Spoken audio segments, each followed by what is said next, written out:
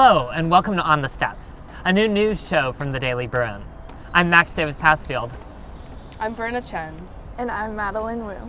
The Daily Bruin is launching a new broadcast show. Every week, we'll bring you the stories that you need to hear from UCLA and its greater community. This week, we're taking a look at the fires that devastated the Los Angeles region the last couple of weeks. We will also look at how students dealt with a rapidly evolving situation. And how local and national communities came together to show their support. I was on the Hill during week one where students were confused about what to do, how to balance their safety with completing their classes. Here's what I saw. Many students hadn't even been back on campus for 48 hours when the Palisades fire ignited on Tuesday, January 7th. Fueled by strong Santa Ana winds, the fire quickly grew to thousands of acres and caused tens of thousands to evacuate from Pacific Palisades, Santa Monica, and Malibu. Despite flames being visible from campus Tuesday night, classes were held as normal on Wednesday, January 8th, before being canceled for Thursday and Friday. Many students began to leave campus as early as Wednesday night. I'm not from California, so I've never dealt with wildfires or anything. I just really want to make sure that I go to the safest place and just get out of the way of danger. Those who stayed were surprised Thursday afternoon by an erroneous evacuation alert. I threw my whole wardrobe into my suitcase and packed everything up in 10 minutes. And now we're just kind of up in the air. It's been really confusing because it's been mixed messages kind of from the school and the city all week. On Friday evening, changing wind patterns blew the fire east towards Brentwood and Mandeville Canyon. Evacuation zones were issued increasingly close to UCLA, including one that bordered the northwest edge of campus. On Saturday, UCLA announced that classes would be virtual the following week, and many students who hadn't already left campus made preparations to leave. 90 to 95% of students are estimated to have left by week 2.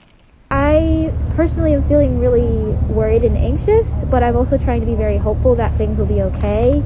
I have family out in Pasadena, Altadena area, and I know many people who've lost their homes, and it's really hard watching everyone lose everything, but I know that community will come together. The Palisades fire is now almost completely contained, having burned nearly 24,000 acres. Rain over the weekend reduced fire risk, but wet weather could bring mudslides to the burned areas. For the Daily Bruin, I'm Davis-Housefield. While UCLA was much closer to the Palisades fire, the Altadena community was also greatly impacted by the Eaton fire. Yeah, they organized a donation event at the Santa Anita racetrack to help their friends and neighbors who'd been displaced from the fire. Daily Bruin reporter Andre Salcido was on the ground on January 12th and has the story.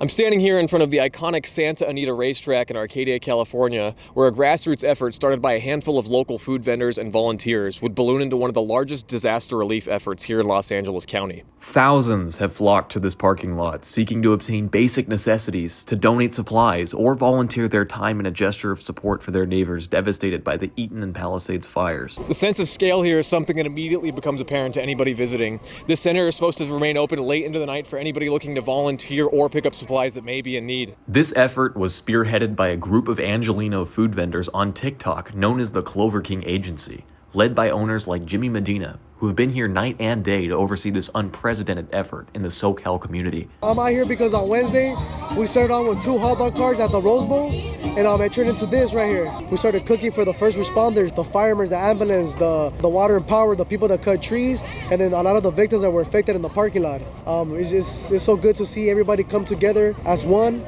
There's so many volunteers that are here today. This shows that if we all put our minds and we all put our time together, we could do this, guys. There is no shortage of helping hands in this crowd. There were hundreds of people and organizations coming from near and far, working diligently to restore a sense of normalcy to the thousands of lives affected.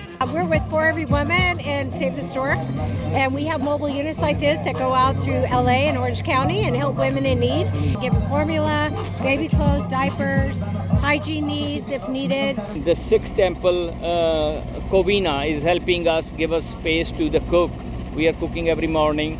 All the Sikhs, we are together working So decided to come here, help out, spend a little of my afternoon just helping out these families. We got the opportunity to come out and volunteer, so we came out here and just volunteered and helped the community. I was like, you know what, let me go see if I can go support, feed people, give back. We're just trying to comfort these families. They need to know that they're not forgotten and that we're taking care of them. That's our community. Here in this sea of asphalt, we see anything from diapers, children's supplies, water, food, clothing, books, all of which is being offloaded by a constant stream of vehicles and trucks that are regularly pulling into the center every hour. It's really all about unity. Everything that you see here has come through donations. Nothing is paid for here. Everything has been given to us. The power of social media, us going live and streaming what was going on and what was happening is what really started all of this. From the volunteers, to the food, to the drinks, to the clothes, none of this would be possible without people's compassion. All we did was go out there and say, hey, we want to go out there with a couple of 100 hot dogs and give away to the people that had been displaced and were taking refuge. Again, it just snowballed into what it is now. As of Thursday, January 16th, the city of Arcadia has closed this donation center, stating that the overwhelming support by members of the community would serve to bring an end to the efforts. I'm Andre Salcido with the Daily Bruin, signing off. It wasn't just locals who were trying to make a difference in the aftermath of these fires. Even people on the East Coast were contributing their efforts. Verna, I understand you talked to some of them. Yes, for sure. As out-of-state students, Daily Bruin reporter Nora Gallagher and I thought it would be interesting to take a look at how small businesses were doing their part to help out with disaster relief efforts. In the wake of the devastating LA fires, Daily Bruin investigated various fire relief efforts across the country. We spoke to Another Man's Treasure, a New Jersey-based clothing store, Do Good Donuts, a Hoboken-based donut shop, Double Dough, a custom cookie shop also in Hoboken, and Pickle, a clothing rental service based in Manhattan, New York City, to learn how these small businesses were helping victims of the LA wildfires. We had a bunch of people inquiring and calling and asking what they could donate, what they could drop off. Within the few weeks, we've had an overwhelming amount of help. So we have a large community out in LA of pickle users, and we also obviously have a large base in New York City as well. I think we're uniquely positioned as a company, given our focus on both fashion, sustainability, community, social, all of those things, to really make an impact in terms of helping those out in LA that were impacted. So FedEx brought, I think, 100 to 150 or so boxes over to LA overnight. And then another trucking company that we work with moved the remaining 250 to 300 or so that got there Wednesday evening. I'm actually from California originally. I grew up in the Bay Area, but Northern California is home to wildfires, so I'm very familiar with what fires in California can be like. But this is obviously something we've never seen before, and we are first and foremost humans. It doesn't matter where we live. Our hearts go out to disasters and tragedies, and seeing that many people displaced, seeing LA completely flattened like that, it definitely felt like we needed to do something in our community. They're very fortunate enough to have the ability to help and the ability to offer up the store as a free shop and let a bunch of donations come in and let anybody who's affected by the fires pull up, get everything that they needed, anything that they lost, the things that we take for granted every day, like bare necessity, socks, underwear, toiletries, things like that. Teams of volunteers went through all the sorted items and essentially put together care packages of like 10 to 12 items a bag, and then would hand those out to those that requested them based off of things like size and style. Some planning that went into it, but a lot of it was kind of figuring it out as we went. I think Julia said it well previously. We were kind of building the plane while flying it. This is all the donations from the lovely people of Jersey City that had to offer and had to donate the wildfires in LA. You don't have to be from LA to help. As much as you can, donate it. There's definitely something that's willing to have it and needs it. Where I know quite a few people, family members, very close friends that live in LA also have been affected by the fires, so just wanted to do as much as I could from the other side of the country, but really just giving back and giving as much as we can to our fellow humans, our fellow Americans, especially this week.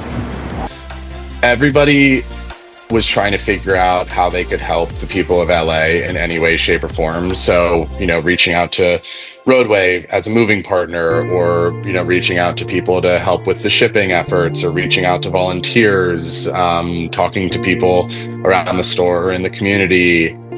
Pretty much every aspect of the event was just people trying to help people. Yeah, I would just say do what you can. If everyone does something, then our old family friend of ours used to say, if some help some and some help some, it won't be so hard on some. So whatever you can do, even if it's $5, if it's $10, it may not feel like a lot to you, but it definitely makes a difference in the lives of those who need it. Well, that is our show for today. Thank you for watching. And we'll see you next week.